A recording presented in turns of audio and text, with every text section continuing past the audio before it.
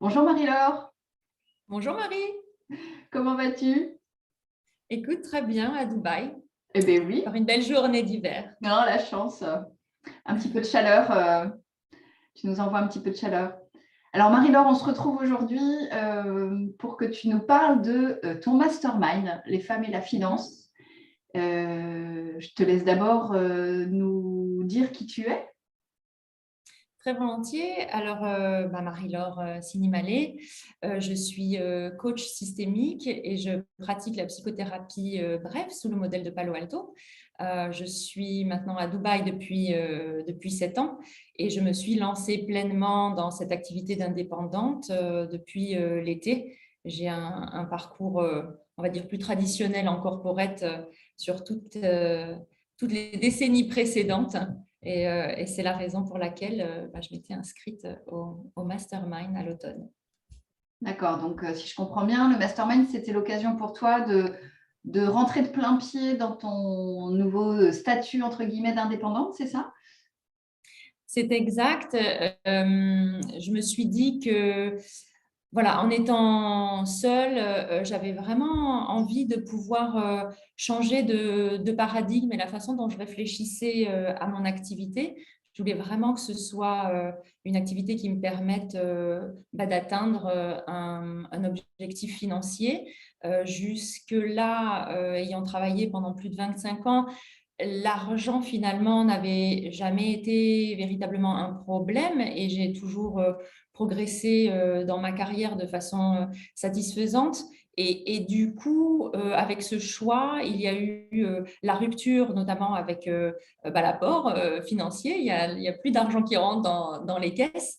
Et je n'avais pas envie de rentrer dans une modalité où le manque allait s'installer, où l'idée du manque pouvait s'installer.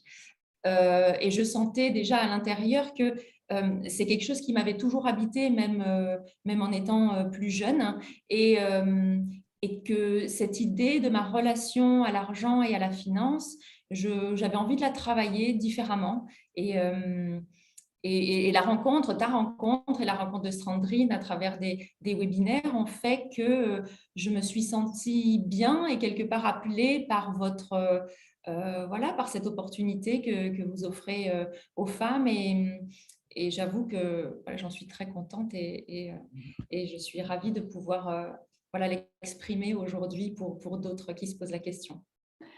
Alors, c'est vrai que je me souviens que lorsque nous nous sommes rencontrés, euh, tu n'avais pas, à mon sens, cette vision aussi claire de ton besoin, Mhm. là que tu exprimes de façon très fluide et rien que ça, en tout cas, ce n'était pas exprimé aussi clairement et je pense que la conscience de ces potentiels blocages ou de ces craintes, c'était plus diffus que très net. Est-ce que je me trompe en disant cela? Non, c'est vrai. Je pense qu'aujourd'hui, j'arrive à me dire, non, je suis créatrice de valeur par moi-même et ce n'est pas une petite activité que je vais faire en à côté pour quelque part mettre du beurre dans les épinards, parce que ça pourrait être le cas. Euh, et je pense que vraiment une chose qui s'est clarifiée pour moi, c'est de pouvoir oser et de dire oui à certaines opportunités qui peut-être quelques mois auparavant, je ne l'aurais pas fait. Donc, gagner en confiance à travers cette relation à l'argent. Et comme vous l'expliquez bien dans les journées du mastermind, finalement, on balaye tout un tas de sujets et l'argent et la finance est un prétexte. Mais c'est vrai que tout de suite, j'ai senti que je n'allais pas assister à un cours de finance où on allait rationnellement m'expliquer les choses. Et je crois que ça me correspond beaucoup plus. Euh, et, et ce que j'ai trouvé, c'est j'ai pas eu à faire de business plan comme on peut l'entendre dans voilà, peut-être dans d'autres types de formations. Et on respecte, et vous respectez vraiment moi, ce que j'appelle l'écologie de la personne. En fait, chacun vient avec ce qu'il a à apprendre et prend ce dont il a besoin. Et c'est vrai que voilà, à travers les 3 mois, parce que ça laisse le temps aussi pendant les 90 jours et qui va se poursuivre avec le groupe, de vraiment faire les expériences et finalement, sans qu'on s'en aperçoive véritablement, clarifier ce besoin qu'on a. Donc, merci pour finalement, le recadrage aussi. C'est toujours bien d'avoir ce miroir-là parce que moi-même, je ne m'en aperçois pas forcément. Mais alors, c'est vrai que dans le processus, c'est important de prendre le temps de désinstaller certaines croyances et d'en intégrer de nouvelles, et puis Mhm. de se laisser la possibilité de cheminer, parce qu'aujourd'hui, quand on consomme, entre guillemets, des formations, hein, on peut vite être tenté par beaucoup de sujets divers et variés pour progresser, etc. En fait, on se rend compte qu'on ne se laisse pas le temps de mettre en œuvre. Voilà. Quand on dit qu'il faut laisser le temps au temps, c'est Mhm. encore plus une vérité par rapport à notre sujet. Donc, d'où effectivement le timing de ces 3 mois, hein, qui Mhm. permet voilà, d'y aller en douceur, et en même temps, ça passe tellement vite. Oui. C'est quand même assez court, mais voilà, c'est le temps suffisant pour que, eh bien, il y a un renouvellement même cellulaire qui s'opère. Mhm. Et je me souviens effectivement que lors de notre premier échange, où vraiment tu commençais à, à aimer l'idée de participer, je me souviens de ta question qui m'avait vraiment fait sourire et qui était, mais est-ce que finalement, vous n'allez pas me dire des choses que je connais déjà, parce que je n'ai pas envie de doublons dans mes connaissances? C'était vraiment ça. Alors, au départ, C'est vrai. Oui, c'est vrai, parce qu'on se dit, voilà, oser la puissance financière, ça peut faire appel voilà, à des choses très rationnelles. Et donc, on voit ensemble, chacun, on déconstruit nos propres mythes et nos propres croyances. Et je dirais que ce que j'ai vraiment apprécié, moi, c'est l'alternance entre, voilà, un univers, je vais dire, très dans des sphères éthérées, dans l'énergétique, que tu représentes très bien. Et puis, avec Sandrine, vraiment l'univers du concret.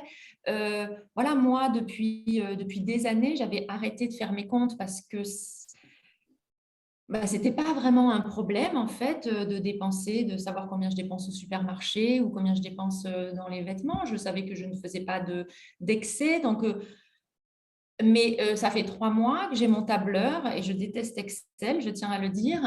Et je prends plaisir en fait à noter les choses. Et l'ancrage, vraiment, une des clés, je pense, des apprentissages, c'est l'ancrage dans le concret des choses aussi simples et anodines comme noter dans un carnet ce qu'on dépense en cash ou tous les soirs ou plusieurs fois par semaine, noter ce qu'il y a dans ce que l'on dépense, euh, construire son budget, bah, c'est quand même, c'est la base. Et j'en ai presque, je veux dire, c'est presque parfois incroyable de se dire, on a passé toutes ces années dans des entreprises à gérer des choses assez complexes et finalement à soi-même, on ne l'applique pas forcément. Donc du coup, quand on décide de faire le pas de l'entrepreneuriat, bah, on est obligé de revenir dans les basiques. Et donc ces deux aspects du coup d'alternance pour moi m'a beaucoup aidé parce que euh, ça libère des zones qu'on ne connaît pas et puis ça ancre et ça nous renvoie aussi à nos responsabilités de choix, vraiment en conscience, euh, qui fait avancer. Et je pense qu'on a besoin des deux. En tout cas, j'ai trouvé ces clés-là dans le mastermind. oui, c'est vrai qu'on a vraiment à cœur de tout prendre en compte. Et comme tu le Mhm. dis, voilà, dans les entreprises traditionnelles, quand on est salarié essentiellement, et notamment, on n'a pas les mêmes. Ce qu'on peut facilement énoncer comme des soucis, moi je parlerais plutôt de niveau de conscience. Mhm. Parce qu'effectivement, voilà, il y a une somme qui tombe comme ça, de façon rythmée chaque mois. Il y a peu de variations. Et donc, ça nous maintient dans un C'est vrai. espèce de train-train, en fait, hein. Et la vie est calée. Bon, ben, on sait que de temps en temps, on peut partir en vacances. De temps en temps, voilà, on a besoin de temps globalement pour les frais fixes. et finalement, il ne se passe pas grand-chose à ce rythme, parce que le flux est toujours identique. Et quand on rentre, notamment, alors c'est vrai que ça peut paraître un peu violent, quand on rentre de plein pied, comme tu l'as fait ces derniers temps, dans l'entrepreneuriat et dans un mode de fonctionnement indépendant, autonome, ça prend bien tout son sens, hein, eh bien, on a conscience qu'on est débranché. En fait, volontairement, on s'est débranché du système d'alimentation automatique et que ça peut très bien fonctionner aussi, mais sous un autre mode qui nécessite effectivement que l'on ait une autre approche de la vie, une autre approche de nos besoins, une autre approche de nos possibilités. Et les possibilités, pour le coup, on a plutôt tendance, enfin moi je vois plutôt des personnes qui, dans cette situation, se contractent et, le réflexe sécuritaire primaire serait de tout contracter, de tout serrer et de vraiment se renfermer sur le minimum vital, alors qu'au contraire, et c'est bien là où on inverse la tendance pendant le mastermind, au contraire, la dynamique, qu'elle soit de croissance financière ou de développement global, c'est de s'ouvrir pour laisser rentrer plus. Et donc, il y a vraiment un changement de mindset qui est accompagné par rapport à ça et donc que tu as expérimenté concrètement parce que ça génère des revenus, en fait. Ce genre oui, oui, et c'est là, c'est vrai que du coup, quand on n'a jamais fait ça, finalement, on se dit, bah oui, je suis génératrice de valeur et de revenus et, et que finalement, c'est exponentiel. Et souvent, Sandrine le dit, peu importe le montant, c'est qu'un chiffre, en fait. Mais en pensant ça, c'est libérateur parce que ça va dans les deux sens, hein. Pourquoi se limiter? Et ça, vraiment, c'est quelque chose aussi que j'ai pu palper. Et je me dis aujourd'hui, c'est possible. Il y a 3 mois, je pense que voilà, j'aurais vraiment fait tout pour justement, comme tu dis, contracter plutôt qu'épandre, hein. Et puis regarder la vie de façon du côté du plus, du verre à moitié plein et de l'abondance et de la création justement d'idées, de tout ce qui est possible, plutôt que de s'arrêter aux véritables contraintes. Donc ça, je pense que pour moi, ça a été aussi quelque chose d'assez fort, hein, dans cette formation. Donc aujourd'hui, ton activité est vraiment lancée. Hein, Écoute, oui, alors, mais oui, quand même, oui, oui. ça fait plus de 6 mois, là, Mhm. à peu près. Donc, il y a eu des effets quand même très concrets.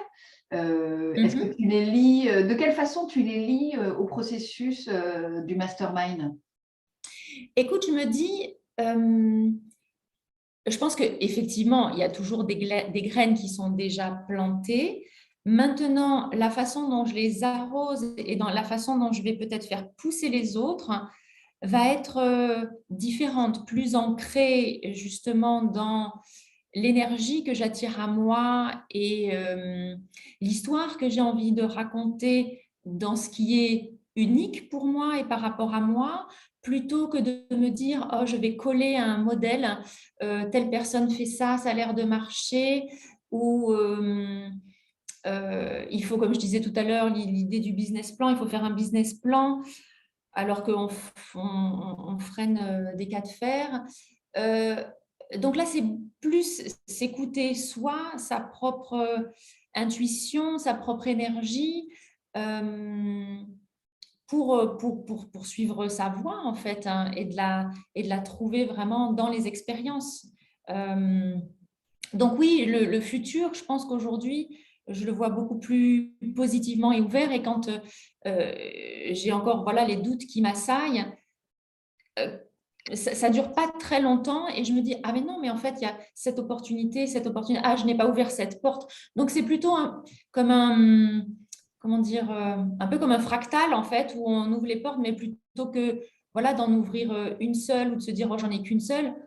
quand on commence à les ouvrir, elles s'ouvrent toutes. Et c'est comme ça que vraiment que je veux continuer à cheminer pour ne pas être dans trop la contrainte. Parce que des solutions, il y en a partout. C'est aussi simple que ça. Dans ce que tu évoques, c'est vrai qu'on entend bien que ça va au-delà de l'aspect financier de ton activité, finalement. Oui. Enfin, voilà, le fait de regarder ce sujet qui est quand même qui est quand même très préoccupant, pour ne pas dire bloquant, chez la majorité des personnes qui démarrent. Il y a toujours un espèce de doute, mais même des entrepreneurs en général, des chefs d'entreprise en général, et des femmes en particulier, parce que nous, ça nous a tenu à cœur quand même. Donc voilà, le fait que ce soit destiné aux femmes, c'est vraiment pour des raisons très précises. Et on voit bien que à partir du moment où le pur aspect financier est regardé et compris, maîtrisé, et c'est très rapide, mais en fait, il y a vraiment une éclosion d'énormément de choses autour qui sont liées. En fait, le flux d'argent, ce n'est pas le seul flux qui se met en dynamique à travers ce processus, et tu le retraduis très bien, parce qu'effectivement, le fait de prendre conscience de son unicité, de qui nous sommes, de notre capacité à créer, à innover, sans chercher à plaire ou à faire comme le voisin. Finalement, c'est notre meilleur atout, c'est notre meilleure carte de visite, et c'est ce qui contribue au succès des activités de chacune des personnes qui ont participé et qui participeront d'ailleurs, sans pour autant qu'on vous donne, parce que ça, on tient vraiment toujours, enfin moi personnellement, je tiens toujours à le dire, une pilule magique à côté de laquelle vous seriez passé toute votre vie et que nous sommes les seuls à posséder.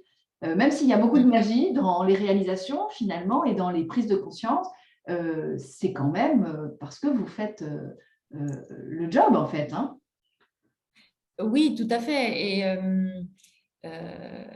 voilà, ce ne sont pas des recettes de cuisine, ou du moins vous donnez les ingrédients et à nous de faire de constituer le gâteau et puis d'essayer. En fait, je crois que ça aussi, c'est une des grandes clés, c'est l'expérimentation, l'observation dans tout ce que l'on fait, et la conscience donc, de soi par rapport à soi, mais aussi du groupe.